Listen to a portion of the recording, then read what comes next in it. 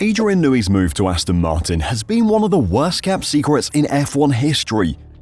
For months, the Silverstone-based team has been the favourite to sign the legendary designer, but it made good news trying to predict where he would go, so the rumour mill continued.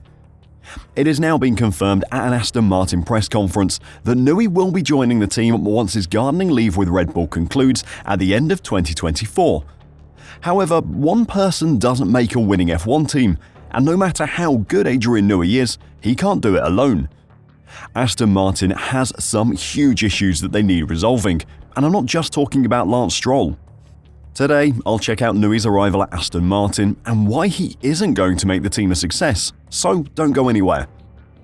While I'm writing and recording this video before the Aston Martin press conference that is scheduled for today, it isn't a secret anymore that they will announce Adrian Newey's signing during it. The Sky News TV listing actually said that the press conference is for the announcement of Newey. This is a massive deal for Aston Martin, not least because Adrian's going to cost the team a reported $30 million a year. One person cannot win an F1 championship on their own, but if there is one person who would give you a better chance than anyone else, it would be Adrian. Having helped guide his three most recent teams, Williams, McLaren and Red Bull, to multiple championship successes, he obviously has the skills needed to find success. His tally of 12 Constructors' titles and 13 Drivers' Championships, having been won in his cars, says all you need to know about his influence. However, he didn't win at those teams on his own. There were other incredible and brilliant individuals who helped him. Many of their names we don't know and will never know because they weren't in senior positions or behind the wheel of the car, but their impact was no less significant because of that. At Aston Martin, he won't be able to win alone either, but he will find a wealth of talent already at the team. He'll link up with his old Red Bull teammate Dan Fallows. The Aston Martin technical director joined the team in 2022 from Red Bull. Fallows headed up the aerodynamic team at Red Bull during their period of dominance between 2010 and 2013, so should be comfortable working alongside Newey once more. Aston Martin have also signed Enrico Cardiel from Ferrari for 2025 as their chief technical officer. Cardiel was in charge of aerodynamics at Ferrari and will bring further expertise to their Silverstone factory. Another recent eye-catching appointment was former Mercedes engine guru Andy Coll, who will replace the outgoing Martin Whitmarsh in October as Chief Executive Officer. Coll was instrumental in Mercedes' success when the F1 turbo hybrid era began in 2014, leading the design of an engine that enabled the Silver Arrows to win 8 successive Constructors' titles. Aston Martin will be getting their engines from Honda in 2026 in an exclusive deal, which will give the company much greater control over the engines than the current deal with Mercedes allows them. Newey is also familiar with the Honda engine team, having worked with them at Red Bull for many years. So it appears that Aston Martin is assembling a dream team in preparation for a championship push in 2026, but there are still problems that need resolving. There's no point building a great car without having an elite driver to extract the best from it, and Aston Martin have had one in place since signing Fernando Alonzo at the start of 2023. In April, Alonso signed a 2-year contract extension that ties him to the team until the end of the 2026 season, and will be hoping to get a real opportunity to finally add to the 2 drivers' titles he won in 2005 and 2006. Alonso will turn 45 in 2026, and while no one can question his ability at the moment, at some point his age will become a limiting factor for his performance. Will that be at 45? No one can say. He's already completely defied expectations by racing until now, but how much longer can that continue for? While Alonso's age is a concern, it is his teammate who is a bigger problem. Lance Stroll's seat at Aston Martin is safe while his father still runs the team. On track, Lance isn't really holding the team back at the moment. He is 10th in the Drivers' Championship, which is pretty much where he's expected to be, considering he's in the 5th fastest car and his teammate is Alonso. But if Newey can help Aston Martin design a race-winning car in the new regulations, then Lance will hold Aston Martin back. Of course, if the car isn't ready for contending for a championship title, then it doesn't really matter who they have in the car. Whether Aston Martin can build a championship-challenging car or not could come down to the quality of the equipment provided to Adrian Newey and the technical team. Aston Martin is already well bedded in at its new state-of-the-art Silverstone factory.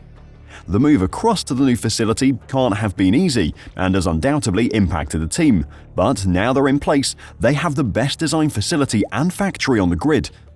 However, there is one massive part of the new facility which is still unfinished.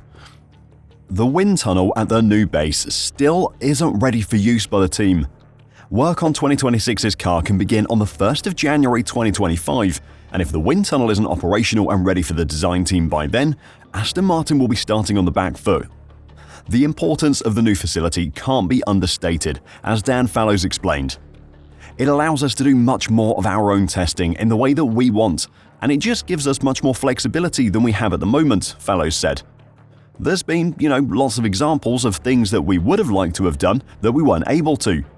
There's a reason we spend millions and millions of pounds on these things. As he says, millions have been spent on the wind tunnel, and while it is finished and the fans can be turned on, the team can't use it for any design or testing work yet. Engineering Director Luca Fabato explained recently that the new tunnel is ready to go online, but will need some months of commissioning to make sure it's fully accurate before proper work begins. There will be a time when you have to do what's called commissioning, so to make sure that the flow that is hitting the model is what we want and so on, he said. That will take maybe 2 or 3 months to get that sorted, and I think it will be ideally suited to start the development of the 2026 car, which is allowed from January 2025. If everything goes to plan, then that tunnel should be ready right on time for Newey's arrival in 2025. But if there are any problems, delays will happen, and Aston Martin will find themselves without a wind tunnel just as the serious work on the new regulations begin. The importance of a new wind tunnel cannot be understated. Last year, McLaren's brand new wind tunnel at its factory in Woking came online as the first new facility of its kind in Formula 1 since 2004.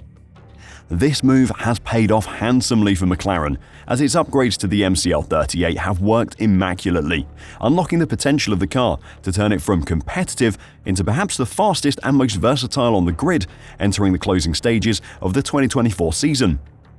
Aston Martin will be hoping for the same return on their investment, but there could still be issues that hold it back. The team could have far worse issues than a dodgy wind tunnel though. From 2026, Aston Martin will be the only team to run power units provided by Honda, the Japanese manufacturer, who have supplied Red Bull's engines during their recent dominant streak. This is potentially a big advantage, as it will give Aston Martin more control over the engine, its layout and how it will fit in the car. But it could also be a disaster. When F1 last changed its engines in 2014, Mercedes dominated thanks to an engine that was in another league from the rest of the grid. They're expected to be among the best when the engines next change in 2026, but Aston Martin are taking a gamble by going to Honda for their engines. Honda had a nightmare return to F1 as an engine manufacturer under McLaren in 2015, with regular reliability issues and a huge lack of performance, but joined forces with Red Bull in 2019 and have been on the rise since.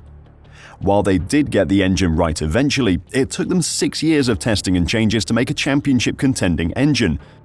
The thrilling 2021 season showed that Honda had the joint best power unit alongside Mercedes, which certainly helped Verstappen in the title race against Lewis Hamilton. The Honda success has continued since then. Red Bull had the best straight line speed by far in the early stages of 2023, and they're still up there when it comes to top speed. But if Honda are slow starters under the new regulations, then it will be a huge problem for Aston Martin. Do you think Newey is enough to help Aston Martin challenge for a title in 2026? Or could power unit problems, a delayed wind tunnel, or Lance Stroll stop them from doing so? Let me know your thoughts in the comments down below, and until next time, drive safe and bye for now.